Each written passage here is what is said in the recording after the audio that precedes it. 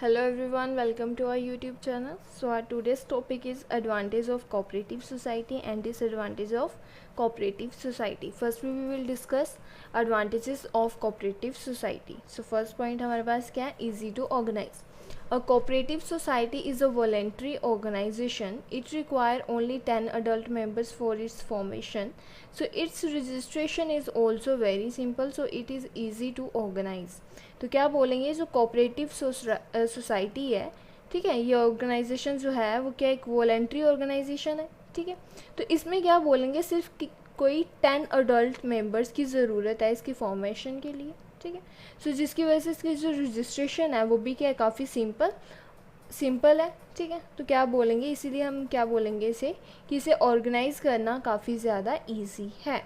Next है service motive. So the main motive of society is to provide service to its member. इस society का जो main motive रहता है वो क्या रहता है, कि क्या करना, सर्विसेज प्रोवाइड करना, किनको, अपने मेंबर्स को. नेक्स्ट है continuity. So the existence of the cooperative remain unaffected by the death, insolvency of the members. तो क्या बोला गया है कि जो एग्जिस्टेंस है कोऑपरेटिव सोसाइटी की वो क्या रहती है, अनइफेक्टेड रहती है किसी भी मेंबर की डेथ या इंसॉल्वेंसी की वजह से, ठीक है. अगर किसी भी मेंबर की डेथ हो जाती है, जब वो इंसॉल्वेंट हो जाता है, तो इस कोऑपरेटिव जो ऑर्गेनाइजेशन है इस पे, उसकी एग्जिस्टेंस पे कोई इफेक्ट नहीं पड़ता, ठीक है. So since it is a separate legal entity, does it's enjoy the benefit of continuous existence like a company. तो क्या बोलेंगे, अगर ये सेपरेट लीगल एंटिटी है तो क्या बोलेंगे कि ये क्या कर रहा है, इसकी कॉन्टीन्यूस एग्जिस्टेंस रहती है, जैसे कि कंपनीज़ की कॉन्टीन्यूस एग्जिस्टेंस रहती है, ये चीज़ इसमें क्या एक बेनिफिट प्रोवाइड करती है, ठीक है. नेक्स्ट हमारे पास है टैक्स कंसेशन.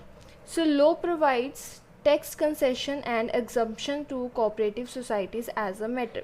तो क्या बोलेंगे, जो लॉ है वो क्या प्रोवाइड कर रहा है, टैक्स कंसेशन और एग्जम्पशंस प्रोवाइड कर रहा है किनको, कोऑपरेटिव सोसाइटीज़ को, as a matter of policy of the government. It facilitate development and growth of the society. तो जिसकी वजह से ये क्या चीज़ प्रोवाइड पॉसिबल हो पा रही है, गवर्नमेंट और ग्रोथ क्या पॉसिबल हो पा रही है सोसाइटीज़ की.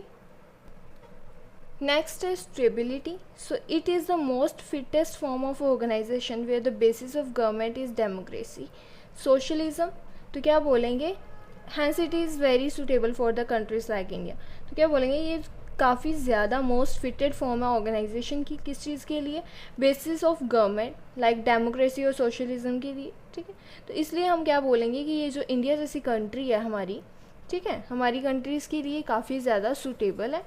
नेक्स्ट है हमारे पास डिसएडवांटेजेस ऑफ कोऑपरेटिव सोसाइटी.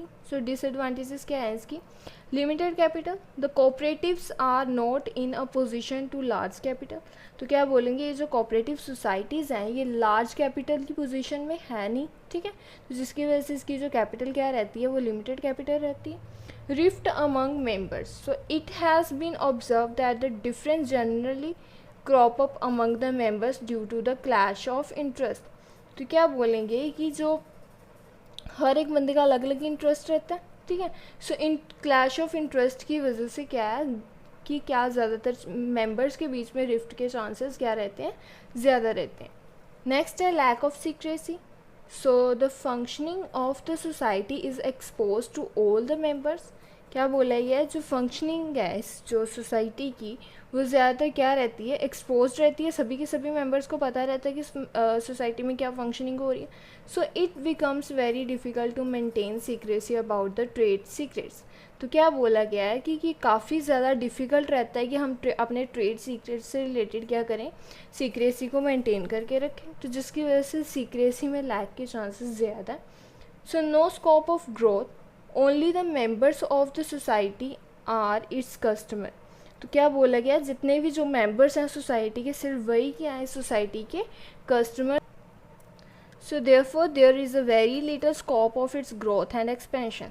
तो क्या बोलेंगे, जिसके कारण क्या है, सब काफ़ी कम इस जो सोसाइटी की ग्रोथ और एक्सपेंशन के चांसेस रहते हैं.